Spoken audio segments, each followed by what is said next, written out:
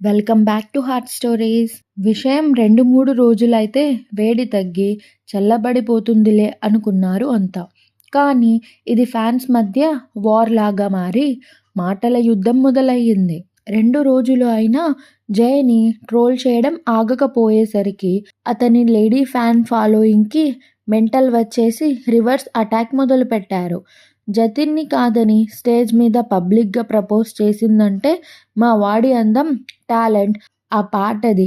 మరి సడన్గా ప్రపోజ్ చేసిన అమ్మాయిని వదిలేసి జయని ట్రోల్ చేయడం ఏమిటని కౌంటర్లు ఇవ్వడంతో జనని ఫ్యాన్స్ కూడా తమ బుడ్డి చేసిన దాన్ని డిపెండ్ చేసుకోవడానికి అది ఓన్లీ పర్ఫార్మెన్స్ అని, అక్కడ అలాంటివి ఏవీ లేవని కవర్ చేస్తున్నారు. కానీ ఆ ఫ్లవర్ ఇస్తున్నప్పుడు బుడ్డి కళ్ళు, ఫేస్ చూస్తే ఎవ్వరికైనా అర్థమవుతుంది తను ఎంత ప్రేమగా జయని చూస్తుందో, ఎంత హ్యాపీ స్మైల్ ఇస్తుందో. అది పర్ఫార్మెన్స్ కాదని, నిజమేనని. ఇంత జరుగుతున్నా జయలో మాత్రం ఏ రియాక్షన్ లేదు. ముందు ఆ ట్రోలింగ్ చూసి బుడ్డిని చంపేయాలి అన్నంత కోపం వచ్చింది. కానీ తను కోప్పడినా విదిలించుకున్నా తన పక్కనే వచ్చి కూర్చుంటున్న బుడ్డిని చూస్తే అసలు ఏం చేయాలో అర్థం కావడం లేదు. మైండ్ పీస్గా ఉంచుకోవడానికి స్విమ్మింగ్ పూల్ దగ్గర కాళ్ళు నీళ్ళల్లోకి వేలాడదీసి కూర్చున్నాడు జయ్. జయ్ని వెతుక్కుంటూ వచ్చి పక్కనే తను కూడా నీళ్ళల్లో కాళ్ళు పెట్టుకొని ఆడటం మొదలుపెట్టింది బుడ్డి. చిన్న పిల్లవని ప్రేమగా చూస్తే ఇలా నా జీవితంతో ఆడుకుంటావే అని అడిగాడు పక్కన ఉన్న బుడ్డి వైపు కోపంగా చూస్తూ. నేనేం చేశాను జయ్ అని అంది బుడ్డి అమాయకంగా మొహం పెట్టి. ఇంత పెంట చేసి ఏం తెలియనట్లు ఎంత అమాయకంగా అడుగుతున్నావే బుడ్డి. అసలు నువ్వు నా జీవితం నాశనం చేయడానికే పుట్టావే. ఆ మదురై నుంచి నా కోసమే వచ్చావే. నేను ఎక్కడ బాగుపడిపోతానోనని నా వెనకే తిరుగుతున్నావు టైం చూసి లాగేయడానికి అని అన్నాడు జయ్ సీరియస్గా. కోపంగా చూస్తున్న జయ్ వైపు కూడా ప్రేమగా చూస్తూ ఆ అంటూ క్యూట్గా నవ్వింది జనని. దానితో ఇంకా కోపంగా చూస్తూ నేనేమన్నా జోక్ చేస్తున్నానా అని అన్నాడు పెద్దగా అరుస్తూ. ఆ అరుపుకి ఒక్క సెకండ్ కళ్ళు మూసి తెరిచి జయ వేళ్లలో తన వేళ్ళు కలిపి భుజం మీద తల వాల్చి నువ్వు పడితే నేను పడినట్లే జయ్. అలాంటప్పుడు నన్ను నేను కిందకు ఎలా లాక్కోగలను అని అంది బుడ్డి ప్రేమగా వేళ్ళు మొడుస్తూ. ఆ మాటలు వినగానే అప్పటి వరకు కోపంగా కేకలు వేస్తున్న జయ్ గుండె చల్లబడటం మొదలయ్యింది. కాన్సర్ట్లో లిరిక్స్ ఎందుకు మార్చావే అని అడిగాడు జయ్. నీకోసమే అని అంది జనని. నీళ్ళల్లో ముంచి చంపేస్తాను, అక్కడ కొడితే ఏడుస్తావని ఊరుకున్నాను అన్నాడు జయ్ కోపంగా. అవునా, నీకెందుకులే అంత శ్రమ, నేనే దూకేస్తాను అంటూ పూల్లో దూకేయబోయింది బుడ్డి. జయ్ చేయి గట్టిగా పట్టుకుని వేషాలు వేయకు అని అంటూ కోపంగా చూసేసరికి సడన్గా ముందుకు వంగి ముద్దు పెట్టింది బుడ్డి.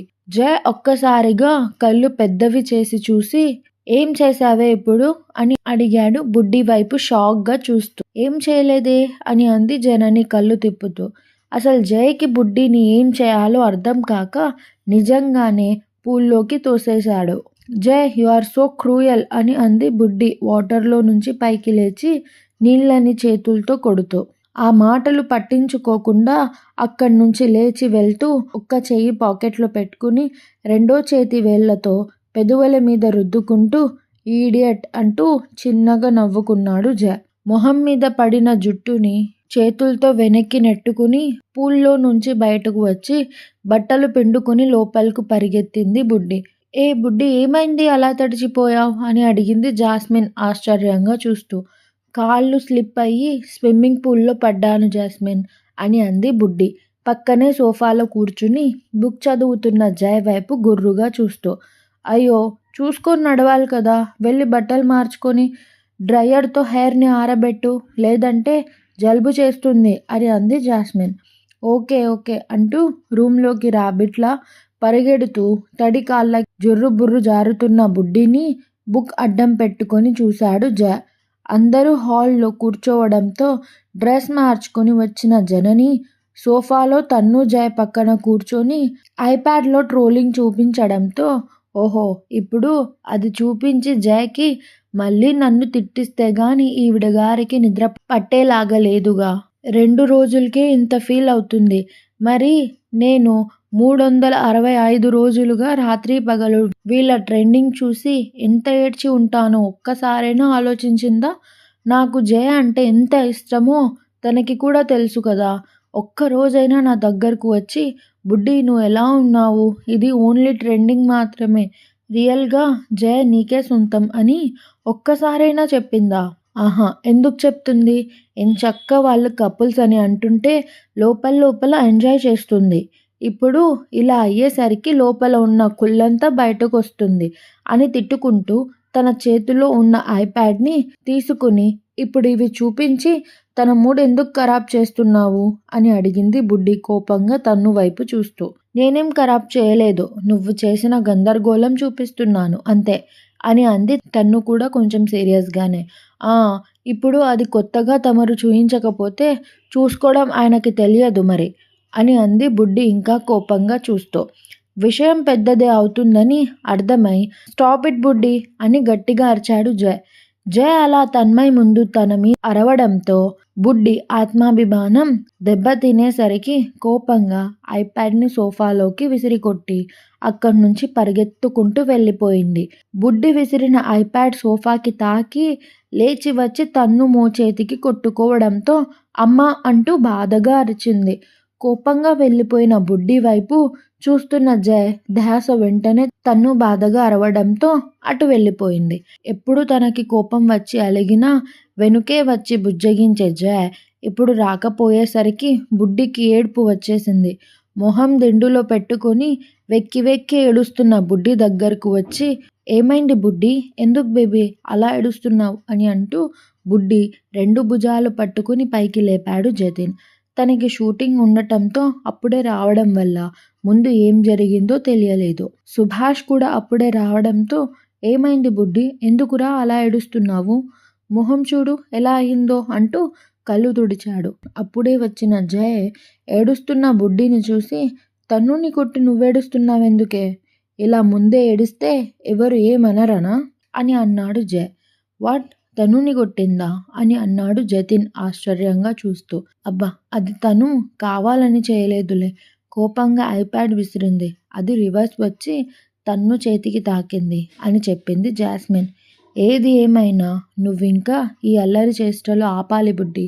తెలిసి తెలియక నువ్వు చేస్తున్న చిలిపి పనులకి జయ్ బ్రో ఎంత సఫర్ అవుతున్నాడో చూడు. ఇంకో 1 వీక్‌లో నీకు 16 ఇయర్స్ వచ్చేస్తున్నాయి. అంటే ఇంకో సంవత్సరం పెద్దదానివి అయిపోతున్నావన్నమాట. ఇంకా నువ్వు మెచ్యూర్డ్‌గా బిహేవ్ చేయాలి బేబీ అన్నాడు జతిన్. ఓహ్! యాహ్! ఆ నెక్స్ట్ మంత్ జయ్ బ్రో బర్త్‌డే. తనకి 21 ఇయర్స్ వచ్చేస్తున్నాయి.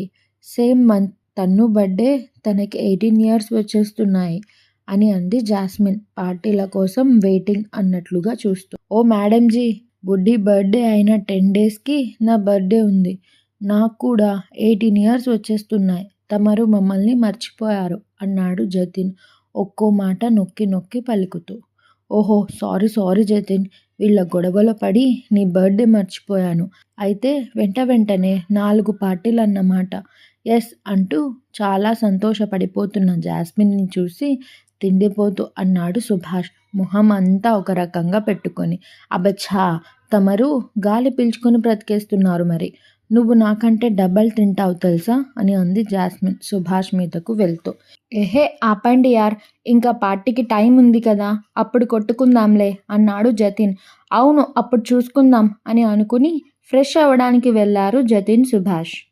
వాళ్ళు వెళ్ళగానే జాస్మిన్ తన్మయ్ హాల్లో ఒక్కటే ఉందని తన దగ్గరకు వెళ్ళడంతో రూమ్లో బుడ్డి జయ్ మాత్రమే ఉన్నారు.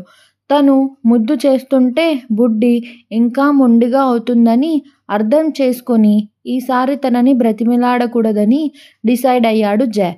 తన డ్రెస్సెస్ నీట్‌గా హ్యాంగ్ చేసుకుని బయటకు వెళ్ళబోతున్న జయకి జనని వెంటనే తుమ్మడం చూసి వద్దనుకుంటూనే వెనక్కు తిరిగి దగ్గరకు వచ్చి ఏమైంది? అంటూ నుదురు మీద చెయ్యి వేయబోయేసరికి తల వెనక్కు వంచి ఏం అవసరం లేదు.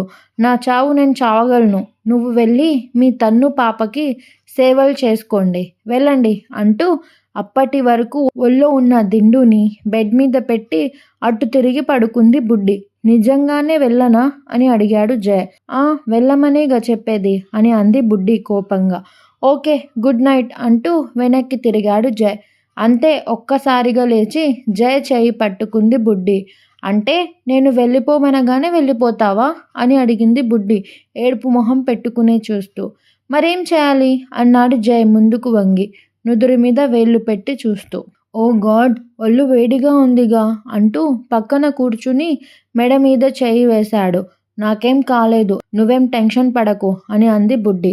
నువ్వు అరచి గోల చేయకుండా పడుకో అన్నాడు జయ సరిగ్గా పడుకోబెడుతూ. నా మీద కోపం పోయిందా అని అడిగింది బుడ్డి ప్రేమగా చూస్తూ. లేదు ఇంకా ఎక్కువైంది.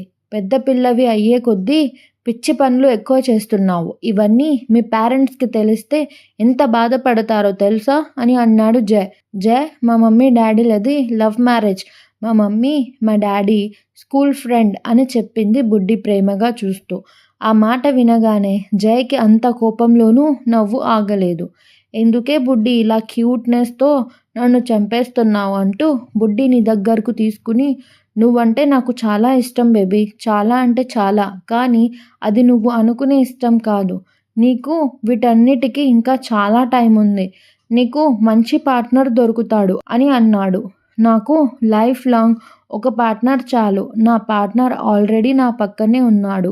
ఇన్ఫ్యాక్ట్ తన చేతుల్లో నన్ను హోల్డ్ చేసుకొని ఉన్నాడు అని అంటూ వెనక్కు వంగి జయ మీదకు వాలి అతని చేతుల మీద తన చేతులు వేసింది బుడ్డి. బుడ్డి పిచ్చి ప్రేమ ముద్దు ముద్దు మాటలకి ఎంత వద్దు వద్దని దూరంగా పరిగెడుతున్నా అవి జయ మీద బాగానే ఎఫెక్ట్ చూపడం మొదలుపెట్టాయి. ఫలితంగా లైఫ్లో మొట్టమొదటిసారి బుడ్డి కోసం వాళ్ళ మమ్మీతో రూడ్గా మాట్లాడాల్సిన పరిస్థితి వచ్చింది. తను కలలో కూడా ఎక్స్పెక్ట్ చేయలేదు వాళ్ళ మమ్మీతో ఇలా మాట్లాడాల్సిన రోజు ఒకటి వస్తుందని.